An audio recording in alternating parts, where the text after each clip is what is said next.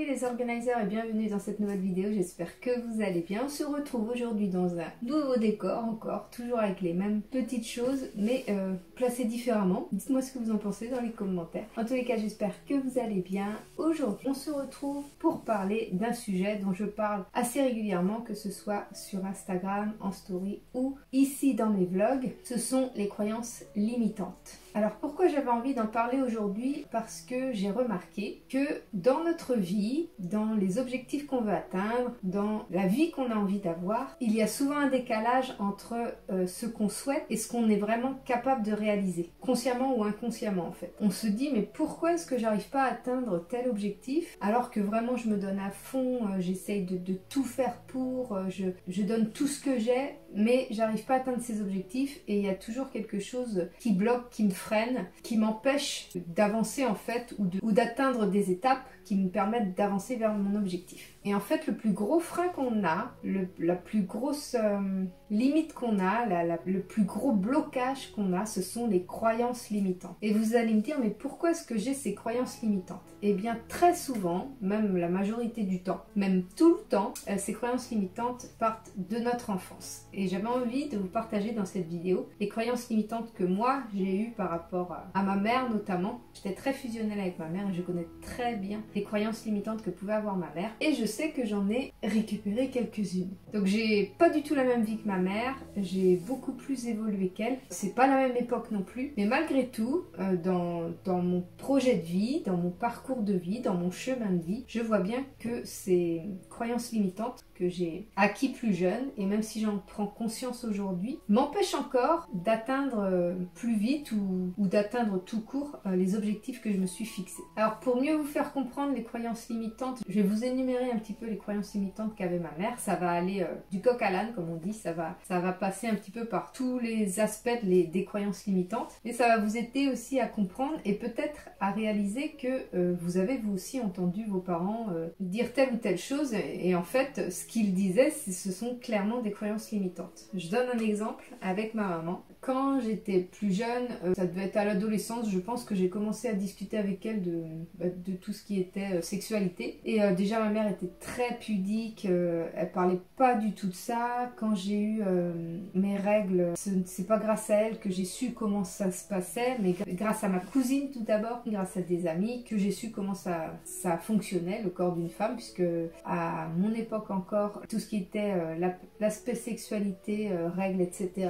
N'était appris qu'en 3e, et j'ai eu mes règles à l'âge de 13 ans, donc j'étais en 5e, donc je n'avais pas encore appris ça à l'école. Déjà voilà, c'était vraiment un sujet tabou, et donc à l'adolescence j'ai du coup commencé à en parler à ma mère. Je l'ai finalement un petit peu détendue sur ce sujet-là parce que elle était vraiment très hermétique à ce sujet, comme si c'était tabou, comme si c'était il n'y avait pas le droit d'en parler, c'était pas bien d'en parler, c'était sale, hein. De toute façon la sexualité pour ma mère était sale, une croyance limitante, première croyance limitante. Et donc parmi ces croyances également, il y avait le fait que la pilule faisait du mal au corps en fait. Donc ma mère n'a jamais souhaité prendre la pilule. Alors je sais pas si à son époque les pilules étaient aussi répandues et sophistiquées et abouties aujourd'hui. Et toujours est-il que moi, ma mère, j'ai toujours entendu dire que fallait pas prendre la pilule parce que ça déréglait tout le corps et que ça pouvait donner des maladies, rendre malade, etc., etc.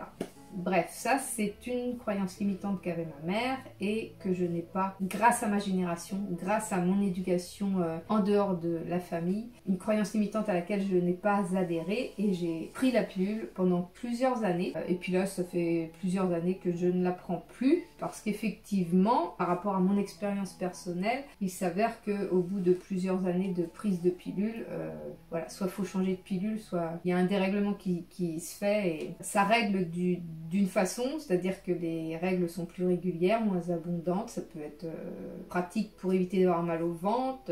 Chez certaines personnes, ça leur donnait plus de seins. Moi, j'ai pas eu cet effet-là, mais toujours est-il que moi aussi, j'ai fini par arrêter de prendre la pilule. Mais voilà, ça m'a pas empêché, cette croyance limitante de ma mère ne m'a pas empêché de prendre la pilule. Ça, c'est une des premières croyances limitantes que j'ai combattues, entre guillemets, par rapport aux croyances limitantes de ma mère. Une autre croyance limitante de ma mère, c'était que les adoucissants abîmaient les machines à laver. Oui, oui, oui. Et elle disait ça sans arrêt, donc elle voulait pas acheter d'adoucissants et on se retrouvait à devoir se sécher le corps avec des serviettes très, très rugueuses, très, très sèches, très grattantes, on va dire, plutôt que de pouvoir s'essuyer avec des serviettes douces qui ont eu de l'adoucissant pour les ramollir, pour les radoucir. Et bien, voilà, on avait des serviettes très, très rugueuses.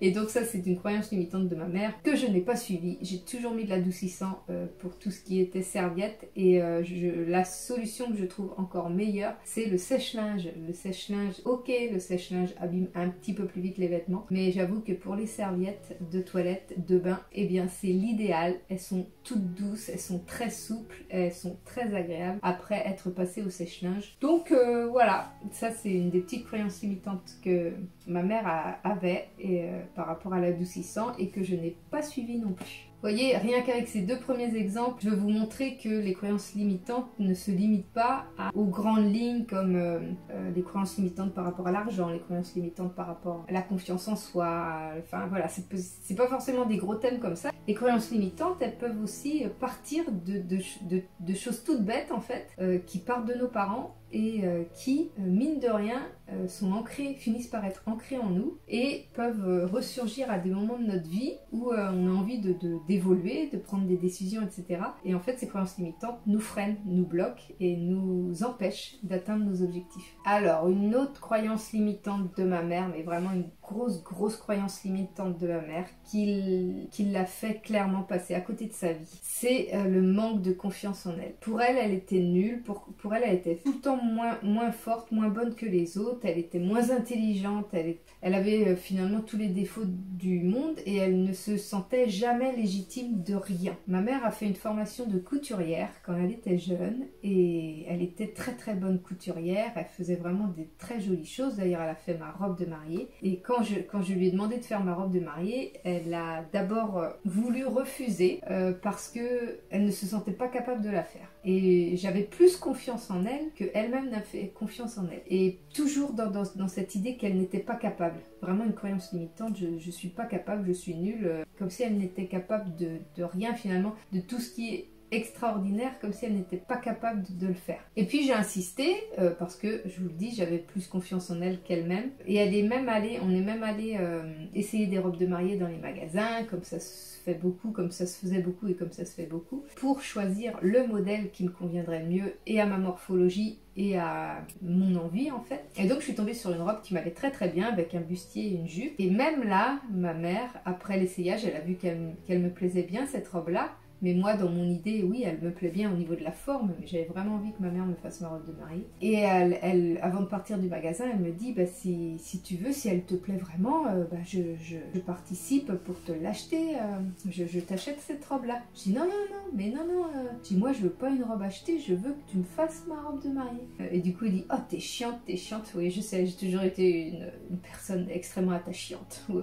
Et donc, voilà, en insistant, elle a fait ma robe de mariée, elle était extrêmement fière, tout le monde l'a félicité pour cette robe de mariée, mais c'est vraiment parce que je l'ai boostée, parce que je l'ai poussée à le faire qu'elle l'a fait. Et même avec tout ça, même avec toute cette reconnaissance, ça n'a jamais impacté son manque de confiance en elle en fait. Elle est toujours restée dans cette bulle de manque de confiance, comme si elle était nulle en fait. Et ça, j'ai trouvé ça extrêmement triste parce que il y a une partie du coup de cette croyance limitante qui l'a empêché clairement de s'épanouir professionnellement, et c'est d'ailleurs une des croyances limitantes que j'ai intégrées moi aussi, c'est-à-dire qu'elle avait fait des études de couturière et elle n'a jamais, elle n'a jamais postulé à un poste de couturière. Quand on en a parlé plus tard, elle m'a donné comme excuse que sa mère ne voulait pas qu'elle aille travailler dans la grande ville en fait. Elle ne voulait pas qu'elle quitte la maison entre guillemets, et donc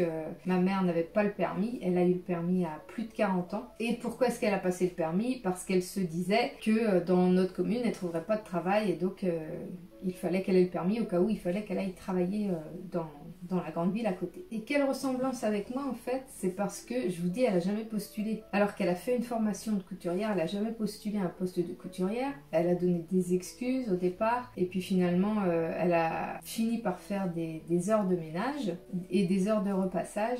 Et donc, moi, ma ressemblance que j'ai avec elle, c'est que quand j'ai fait des études, donc j'ai choisi mon métier. Hein, c'est mon métier de... J'ai fait un BTS assistante de direction et c'est vraiment un métier que j'aimais beaucoup et que je voulais faire. Hein, c'était ma décision, c'était mon souhait. Et quand j'ai cherché du travail, j'ai cherché un travail de secrétaire. Et par contre, dans mes expériences qui ont succédé, il s'est avéré que je ne cherchais jamais à postuler à des postes évolutifs ou des postes avec plus de responsabilités où il fallait que je me vende entre guillemets quoi. Comme si je me sentais pas capable, et voilà c'était clairement ça, comme si je me sentais pas capable ou je me sentais pas assez bien, pas assez compétente pour ces postes là. Alors plutôt que d'essayer, et puis si c'est un échec c'est un échec, et ben j'ai même pas tenté en fait, j'ai même pas essayé et c'est là où la croyance limitante tient son rôle, c'est-à-dire que je ne me sentais tellement pas légitime comme ma mère, tellement nulle comme ma mère, tellement incapable comme ma mère, que je n'ai même pas postulé à des postes plus importants. Et je me dis que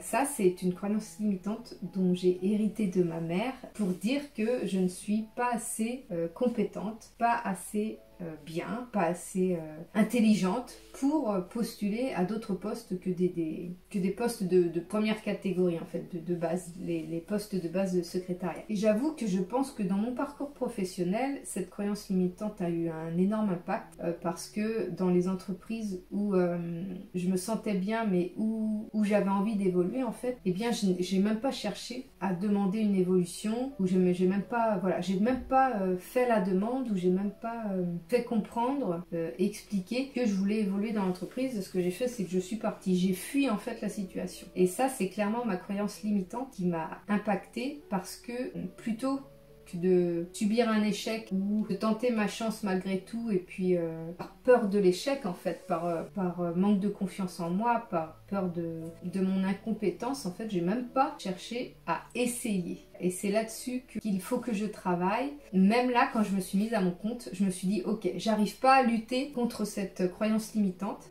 Tous les postes que j'ai faits étaient des postes inférieurs à mes compétences. Le poste évoluait, enfin les tâches qu'on m'attribuait évoluaient, mais sans faire évoluer ni mon poste ni mon salaire. Et je me battais pas pour ça, j'ai préféré partir. Et là, je vois que cette croyance limitante me poursuit, même en tant qu'auto-entrepreneur, puisque déjà au départ j'ai eu très peur de faire ma publicité, de me vendre en fait, et j'ai vraiment pris sur moi, je me suis vraiment battue contre moi pour distribuer mes premières cartes de visite, pour voilà, juste mettre dans les boîtes aux lettres des professionnels un courrier avec mes cartes de visite. Ça a été mais vraiment extrêmement difficile pour moi de déposer ces courriers, et j'ai eu des retours extrêmement positifs. Je n'ai eu aucun retour négatif. Il y a des retours que j'ai pas eu de retour du tout pour certains, mais les retours que j'ai eus étaient très positifs. Les gens me remerciaient d'avoir déposé ces documents, ces cartes de visite, et j'ai effectivement eu mes premières patients grâce à ça. Mais ça, je me suis vraiment battue contre moi-même, comme si j'étais pas légitime en fait. Et c'est très compliqué. Et plus on se bat, plus on se bat contre ces croyances limitantes, plus on fait des actions qui vont contrer ces croyances limitantes, plus ça va être difficile, plus on va avoir peur, moins on va être à l'aise. Mais le résultat, c'est que la confiance en soi augmente en fait. La croyance limitante diminue et on prend davantage confiance et on avance davantage forcément. Et je vois bien que cette croyance limitante est encore là, hein. Elle est encore bel et bien là, puisque là il faut que je passe à l'étape supérieure, c'est-à-dire de distribuer des flyers dans les boîtes aux lettres des particuliers, et j'arrive déjà même pas à faire mon flyer. Je me suis promis d'ici la fin du mois de février d'avoir fait le flyer et d'avoir commandé en quantité importante ces flyers. Il faut que j'en regarde le prix entre autres, mais normalement le flyer va être conçu et je vais avoir commandé mes flyers pour les distribuer dans les boîtes aux lettres. Bref, les croyances limitantes sont très dures à combattre, mais c'est possible, c'est tout à fait possible. Et quand vous vous sentez mal à l'aise, c'est que vous êtes sur la bonne voie. Quand vous avez peur, c'est que vous êtes sur la bonne voie pour les contrer, les combattre et aller au-delà de ces croyances limitantes. Et donc quand j'ai réussi à faire mes premières publicités en fait, et que j'ai eu mes premiers patients, et bien même là je m'auto-sabotais. C'est-à-dire que comme je manquais de confiance en moi, eh bien je disais, je sais pas, peut-être, enfin voilà, quand les patients me posaient des questions, j'étais un peu floue, j'étais hésitante. Et c'est grâce aux patients qui sont venus, aux séances qui ont réussi, et il y en a eu énormément, j'en ai qui ont échoué aussi malheureusement, quelques-unes, mais j'en ai eu beaucoup plus à réussir. Et c'est grâce à ça, grâce à l'expérience, grâce au retour positif des personnes, que maintenant je suis beaucoup plus à l'aise et beaucoup plus ancrée dans ce que je suis et ce que je sais que je peux apporter aux gens en fait. Je suis beaucoup plus sûre de moi, c'est pas encore complètement acquis, mais c'est beaucoup mieux qu'au début de mon entreprise. Alors une autre croyance limitante de ma mère qui est aussi ancrée en moi, c'est que on ne peut pas tout avoir dans la vie. Ça, c'est une phrase que j'entendais souvent, comme si il y avait forcément des choses qu'on ne pouvait pas avoir dans la vie, parce que c'était comme ça, on ne peut pas tout avoir dans la vie. C'est faux, c'est complètement faux. Même si je sais que c'est faux, j'ai quand même cette croyance limitante qui reste là, parce que effectivement, quand j'ai un manque quelque part, je me dis ah ouais, effectivement, on peut pas tout avoir dans la vie. Mais non, en fait, il faut contrer ces croyances-là et faire des actions qui vont justement contrer et montrer le contraire de ces croyances. Alors une autre croyance limitante de ma mère que j'essaye de combattre aussi, c'est que le succès monte à la tête. Que quand on a du succès, on change forcément. Et bien ça aussi, c'est quelque chose à laquelle je n'ai pas envie de croire, parce qu'il y a des personnes riches ou des personnes qui étaient pauvres qui sont devenues riches, ou des personnes qui n'étaient pas connues qui sont devenues connues et qui sont restées les mêmes personnes. Ce qui change, c'est le regard des autres sur ces personnes. C'est ça qui change. Et malgré le fait que je pense ça, que j'ai conscience de ça, qu'il y a des personnes qui changent avec le succès, mais la majorité reste les mêmes en fait. Et d'ailleurs, on voit bien que souvent elles gardent les mêmes amis,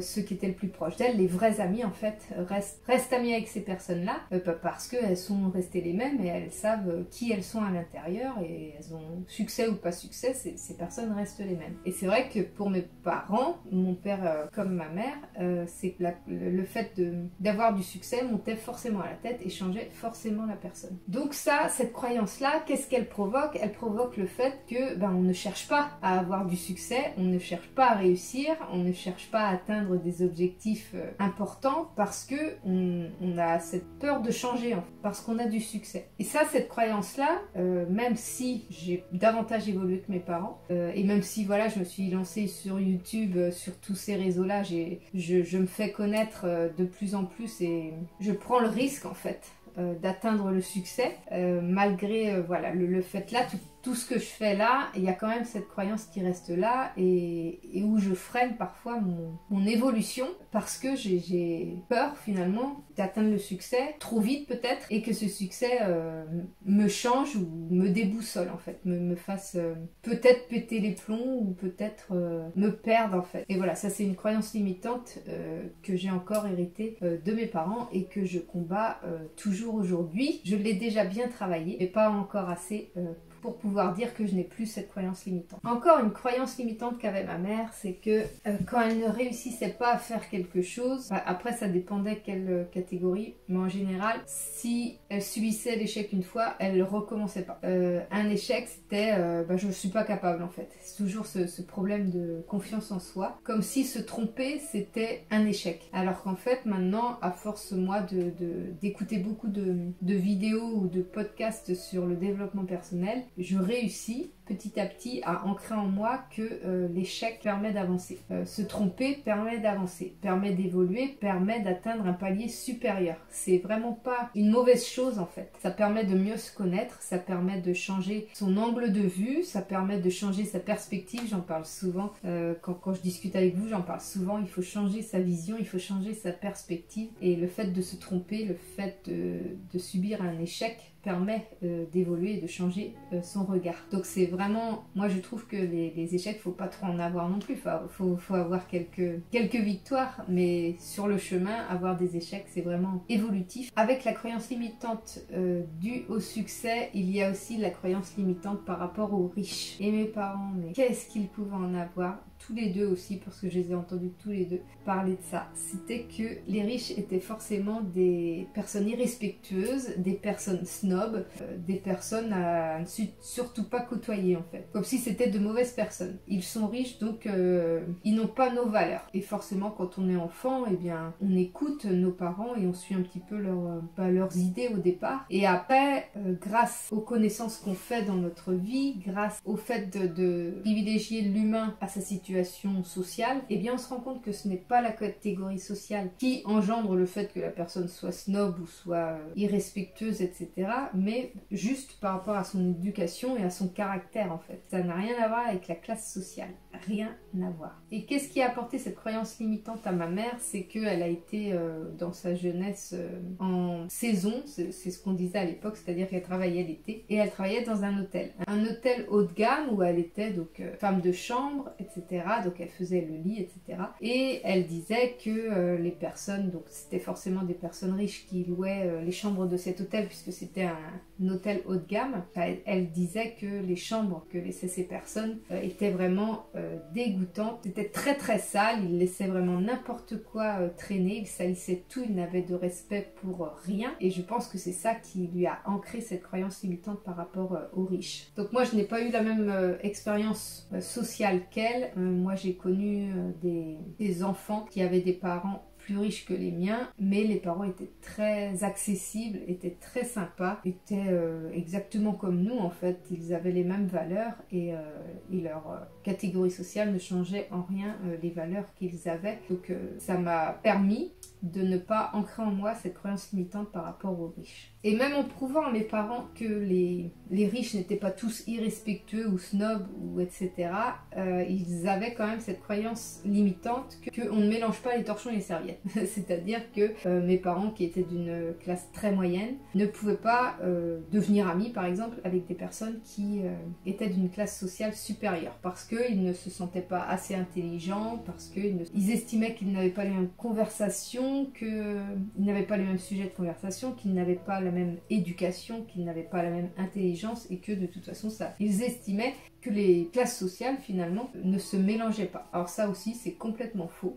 C'est vraiment une question d'affinité. Moi j'ai pas du tout suivi cette croyance limitante de mes parents. J'ai eu la chance de côtoyer des personnes très très différentes et grâce à mon métier de me rendre compte que les patrons, que les directeurs sont humains, sont comme nous, qu'on peut manger dans le même restaurant, qu'on peut être invité à la même réunion et de côtoyer finalement des personnes avec des postes très différents et qui finalement sont des humains comme vous et moi et qui discutent de la même manière et qui peuvent être très intéressants, que ce soit un ouvrier qui te parle ou que ce soit un directeur d'entreprise qui te parle en fait. Toutes les personnes sont riches de leurs expériences et de leur personnalité et ça n'a rien à voir avec la classe sociale encore une fois. Donc voilà en gros toutes les croyances limitantes que pouvait avoir ma mère. Je pense qu'elle en avait d'autres mais voilà, c'est celles qui me sont revenues en tête, celles qui étaient le plus impactantes pour moi. Et j'avoue que j'ai encore une grosse croyance limitante par rapport à l'argent. Je suis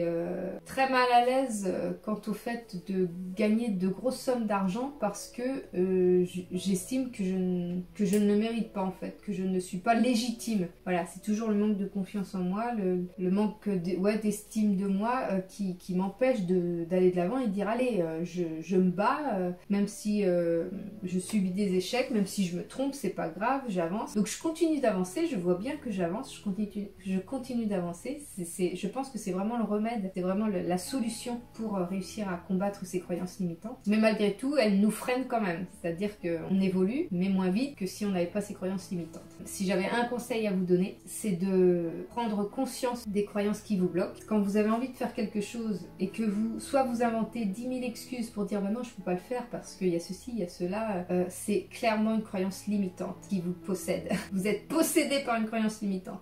Dès que ça vous empêche de passer à l'action, dès que vous trouvez des excuses pour passer à l'action, c'est une croyance limitante que vous avez. Alors cherchez à quoi correspond cette croyance limitante, ce que c'est et ce que vous pouvez faire pour la contrer. Et la seule façon de contrer les croyances limitantes, c'est d'éjecter les excuses et de passer à l'action. Et des actions où vous êtes mal à l'aise, où vous avez peur, où vous n'avez pas envie d'aller en fait. Faites des efforts, vraiment des efforts des fois surhumains. Hein. Moi je me rappelle tellement ma première distribution de publicité, mais j'ai fait un effort mais surhumain pour réussir à déposer. J'ai pleuré, je suis allée à reculons, j'étais malade d'y aller et j'ai demandé le soutien de ma famille parce que vraiment je me sentais pas capable. Donc même mes enfants m'ont accompagnée pour déposer juste des enveloppes dans des boîtes aux lettres. Mais je vous jure que c'était une catastrophe psychologiquement et moralement et nerveusement pour moi. Et finalement c'était la solution pour pouvoir avancer dans mes projets. Donc surtout, si vous êtes bloqué quelque part, que ce soit personnel, professionnel, eh bien avancez quand même, allez au-delà de vos peurs, allez au-delà de vos excuses, avancez et vous verrez, vous prendrez conscience de ces limites, de ces croyances limitantes qui vous pourrissent la vie finalement. En les combattant de cette manière, eh bien vous pourrez peut-être pas forcément les détruire complètement dans un premier temps parce qu'elles sont là depuis, elles sont ancrées depuis de nombreuses années, mais en les combattant vous pourrez les diminuer et vous pourrez surtout, l'objectif final c'est que vous pourrez avoir déjà un parcours extraordinaire, le chemin sera merveilleux avec ses échecs et ses victoires et vous atteindrez le but ultime, l'objectif que vous étiez fixé et que vous n'arriviez pas à atteindre jusqu'à maintenant. Voilà, je vais arrêtez là cette vidéo, j'espère qu'elle vous aura fait prendre conscience de beaucoup de choses, qu'elle vous aura aidé à avancer et moi en attendant de vous retrouver dans une prochaine vidéo, je peux vous retrouver tout de suite sur Instagram ou Facebook, sur TikTok aussi tous les jours pour des contenus un petit peu plus variés et autrement je vous dis à très bientôt dans une prochaine vidéo. Salut!